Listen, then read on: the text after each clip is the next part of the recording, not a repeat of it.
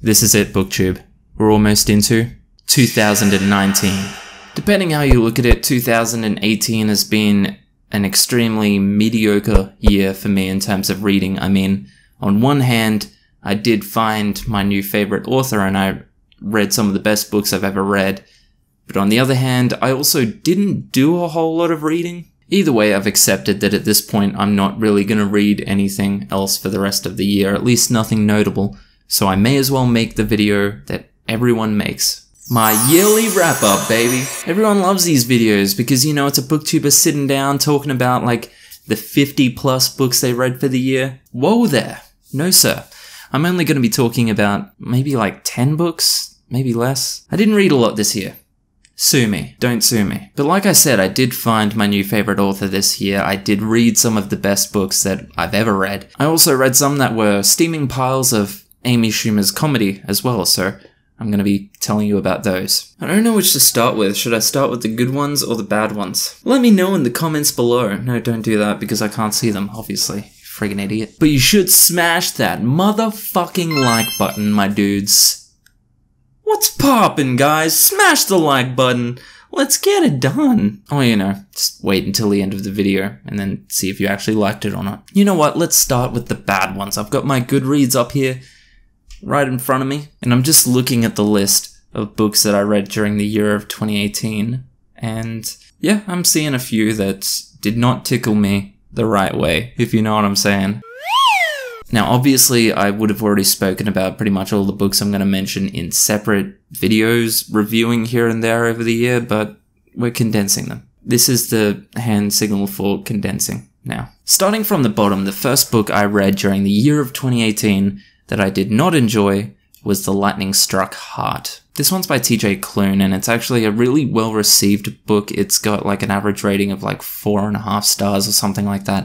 And I just don't get it. Now, don't get me wrong, I think I'm quite good at taking a step back and seeing if a book is objectively bad or not, regardless of whether I like it. I may be able to identify that a book isn't really my demographic, but it's still good. But in the case of this one, I just don't think so. I did have to DNF it because I had it on audiobook, and I did have to DNF it after about 3 hours. And I've had a lot of people tell me that it gets better after the 3 hours, but to be honest, if something takes 3 hours to become interesting, then it's still very open to being considered bad. It was actually recommended to me by my friend G over at Book Rose, so I was a bit surprised when I didn't like it because we have very similar tastes when it comes to most books and humor, and this is very, very easily a satirical book. Essentially, and keep in mind, I haven't read the whole thing, but essentially what it is that it focuses on two homosexual protagonists. So you've got the heroic male lead, and then he has a sidekick that is a sassy gay unicorn. If you kicked in the door at the pitch meeting and just opened with that, it's pretty easy to see how this could become a book. Sounds very interesting. And it started off strong. It started with the protagonists like tied up and the villain who had captured them giving that classic villain monologue. And it was meta in the sense that the protagonists were talking about how stupid it is that villains would do a monologue when they could just kill them, etc., etc. The book itself is kind of a satirical look at like adventure fantasy, which is great. I love that. I think that's a fantastic idea. I was completely on board for it. The reason I stopped with it is because basically after, like I said, a couple of hours through the audiobook, the comedy just got really stale and the plot had pretty much come to a grinding halt. After their escape from the villain, they go back to the kingdom, where of course there's, you know, a royal family and an elderly mentor wizard who trained the main protagonist. The hero is very attracted to the knight/lover of the prince of the kingdom. So not the prince, but the prince's boyfriend, who is like a handsome, gallant knight. And I swear to God, I must have described in detail at least like 5 times in the space of a couple of chapters how much the hero wanted to suck the knight's balls. It's just, like, it's funny the first couple of times. It's like, it's so blatantly ridiculous and sassy, which is normally a branch of humor that I subjectively love, but it just kept going and going with the same, it was basically the same joke repackaged. It was just hypersexual comedy with the same punchline every single time. And so much time was spent at the kingdom with nothing happening, no real driving point. There was like one conflict, which was inconsequential to anything, that eventually I got to the point where I just couldn't wait any longer. I was like, what the fuck is happening? What is the story here? What is the story? As funny as it is for a little bit, I don't want to listen to, I can't remember how long the audiobook was, but it was like 10 plus hours. I don't want to listen to 10 plus hours of someone just making jokes about sucking dick. Anyway, like I said, apparently it got a lot better after that, but I gave it more than enough time. The next one I want to mention that I didn't really like was Astrophysics for People in a Hurry, which is by Neil deGrasse Tyson, who I'm sure you know. And this is one of those instances where I can identify that is not a bad book per se. The reason I categorize this as a book I don't like is because I don't think the actual book matches the title that well. And I don't even think that's entirely Neil's fault. It's just that it just seems it's not physically possible to condense astrophysics into something you can read in a hurry. Who knew? The information is still incredibly just dense. And again, it's astrophysics, so sure. But I don't think a lot of the analogies and metaphors and similes that Neil used in this did as much demonstrating as he thinks it did. So yes, this book would be fantastic for people who already have a base knowledge in astrophysics. I don't think it's a good book for people who are coming in fresh. I had a very, surface level knowledge of astrophysics, so some of the stuff landed for me, but I know for a fact if I hadn't already read the other stuff I'd read about astrophysics, I wouldn't have got it. I would have been lost within the first couple of chapters. Further to that, the audiobook, I listened to a bit of the audiobook as well, and that is just not something you can do while multitasking. The appeal of audiobooks is that you do it while you're doing other stuff. Guarantee you, if you try to do that with this story or this book, after a couple of seconds, you're going to be completely lost. You're going to be like, wait, what did he say about, quantum molecular structure and the expansion of the universe? It's just, you have to really, really pay attention. Next, I'm going to mention two kind of in one, but this is really to be expected. And if you want to see more of an in-depth review on this, I'm going to leave a card for the video where I talk about these two stories, but it's absurdist erotica, and there's a whole backstory to why I even read these in the first place. Again, you can watch the video, but it's called The Haunted Vagina, and then there was Taken by the T-Rex, and they were both incredibly short stories, micro stories, I would even say, and they just sucked. Not even just because of the subject matter. I mean, can't say I'm a big fan of absurdist erotica. It's just not my thing, but the writing was just bad. Writing was terrible. These stories are the reason that I did my writing and publishing a book in one day video, I'll also leave above, because I wanted to prove that you can write an absurd erotic story and still have the writing be good. And I feel like I did that. But Taken by the T-Rex, I'm sure you can imagine what it's about. It's just about a chicken fucked by a dinosaur. Boom. And The Haunted Vagina is essentially about a guy crawling into his girlfriend's vagina and finding another world or dimension inside there, which sounds like a decent idea, actually. Maybe not so much the vagina being the portal there, but the idea of the womb being another world or dimension, it was kind of interesting. So this one wasn't as bad as Taken by the T-Rex, but again, the writing was just terrible. Those are all the stories I want to mention for the worst of 2018. I'll get into the best of 2018 now, and I'm just going to say straight up, I read my first Joe Hill story this year, and if you've been watching my channel for a while, you'll know that I mention him all the time because he is my new favorite author. Joe Hill is Stephen King's son, and his writing style is incredibly similar, but also the narrative structure that he uses and the atmosphere or mood that he brings into all of his stories is very different to Stephen King. Joe has an incredible talent for making reading his stories feel like you're sitting with him in a bar, and you're both sitting there with, your whiskey, your beer, your vodka raspberry, whatever. He's just some mysterious individual you saw at a bar, and he's telling you the story. That's the mood, that's the atmosphere you get with his stories. A lot like Blake Crouch, but also a bit less surgical and scientific. Blake Crouch, you might remember, had my favorite story from 2017, which was Dark Matter. So yeah, at the start of this year, I read Heart-Shaped Box by Joe Hill, which is easily one of the best slow burn horror books I've read ever.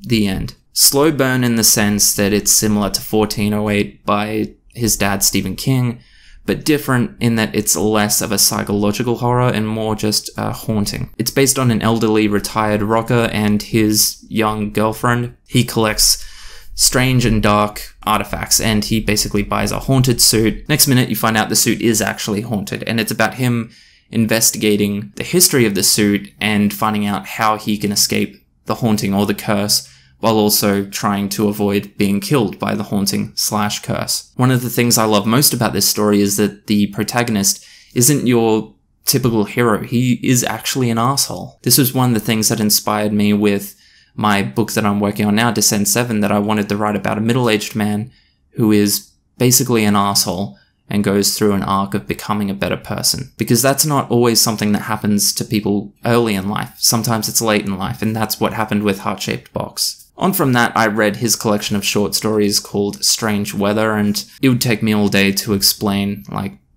each story, so I'm not going to. I'll leave a card for the video again. But it was absolutely fantastic. I think two of my favorite stories were, I'm just going off memory here, but I think one was called Loaded, which is basically a very strong focus on guns. I think it was actually based in Florida, and I literally read it around the time that the Florida shootings happened, so it was very visceral and had me feeling blowout. Had me feeling very morose. Just had like this lingering melancholy for like weeks after reading that story, but it's fantastic. And it's not like a purely anti-gun story either, so I think it's something that people on both sides of the fence, like pro and anti-gun, could read and appreciate and take some different lessons from. There was also a story in there about a guy who goes skydiving and ends up somehow landing on a cloud, and the cloud is sentient, and basically it's a lonely cloud and wants the guy to stay there, but the cloud is also kind of killing him, and it's a whole thing. You have to read it, but it's fantastic. Next was Godblind by Anna Stevens. This story was just beautiful. I haven't read a high fantasy. I think this one's considered grimdark as well. I haven't really read a high fantasy for a very long time, and jumping back into it, this was the perfect one to do it because it was coherent. It had a ton of characters and it switched between a lot of perspectives and viewpoints, but it did it so smoothly and coherently. The story's great. I liked the mood. I liked the idea that there are warring kind of religious or cultist factions against each other, and it's almost hard to tell who's actually in the right and who's in the wrong, at least at the start of the story. As it goes on, it becomes a lot more clear. Very intense, and I'm really excited to read the next one, actually. I imagine it'll be one of the first things I read in 2019. Now, I read Carve the Mark during 2018 as well, and I really liked it, and I would talk about it more here, but I also kind of hung out with Veronica Roth earlier, like in September, and did an interview with her, and we did a lot of talking about Carve the Mark, so I just can't really review it without a high level of bias, because I just can't. I know there's going to be bias if I try to review it, especially being that I would want to mention the controversy, because obviously my view on the controversy is going to be pretty different, being that I've spoken directly to the author involved about it. So I'm just not going to go into that. But I read Carve the Mark. I enjoyed it. All I'll say is that I think it's insane to think that this book romanticizes cutting. I just think that is complete hyperbole. What I want to finish on is a series I read earlier this year that just, I love it. I still think about this series all the time. I'm still trying to get through the TV show, which starts being just as good as the book, declines a bit as it goes on, as with most things, but it was just cool to see the books turned into a TV show. But anyway, I'm talking about Wayward Pines, again by Blake Crouch, arguably my second most favorite author right now. And it's just fantastic. And a lot of people would say the fault is that it starts off scary and turns more into action rather than mystery. It's very mystery orientated at the start, but honestly, I think that's one of the pulls of it, is that the genre evolves as it goes on, based on what the story needs. Essentially, it's about a Secret Service agent who wakes up in a mysterious town, has no idea what's going on, and for whatever reason, he can't leave. It's not that people are, like, physically stopping him. Well, there are people trying to physically stop him from leaving, but for example, the road that he took to get into the town no longer leads out of town. It just loops back. And all the people in the town at the shops, they all act normal with each other, but there is a very sinister and malicious kind of undertone through the whole first story. That's almost literally all I can say without spoiling the entire plot, but the twist and the just wow. It's fucking brilliant. I love Wayward Pines. I love it. I thought it was fantastic, and I adored each one. I think in order of my favorite to least favorite, it went the first book, then the third book, then the second one. The second one had more problems than the others, but still, it felt like a pretty good middle ground, although I think really it could have been compressed into a duology rather than a trilogy if you just sliced the second book and put it in with the other two. Anyway, that's it. I'll give an honorable mention to Illuminae because I was just very medium about it. I honestly couldn't decide which of the two categories to put it into, like books I enjoyed or books I didn't enjoy, because it was just kind of half and half. I plan on continuing on, but not just yet. Anyway, that's it. Thanks so much for watching, guys. Let me know what you think of the books I mentioned if you've read them in the comments below, or let me know what the best book you read in 2018 is. I'll see you in the next video. Catch ya.